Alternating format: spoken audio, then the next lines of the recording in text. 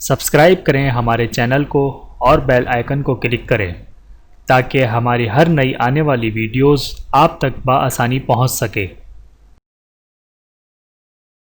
بسم اللہ الرحمن الرحیم۔ نبی کریم صلی اللہ علیہ وآلہ وسلم نے فرمایا کہ ایک شخص کا انتقال ہوا، قبر میں اس سے سوال ہوا تمہارے پاس کوئی نیکی ہے؟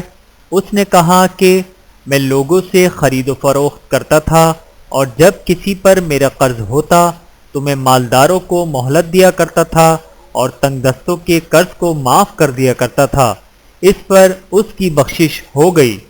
بحوالہ صحیح بخاری، حدیث نمبر 2391۔ اللہ تعالی ہم سب کو عمل کرنے کی توفیق عطا فرمائے، آمین ثم آمین۔ ویڈیو دیکھنے کا بہت شکریہ۔ مزید ویڈیوز دیکھنے کے لیے ہمارے چینل کو سبسکرائب کریں۔ اگر ویڈیو پسند آئے تو لائک کریں۔ اچھی بات کو دوسروں تک پہنچانا صدقہ جاریہ ہے۔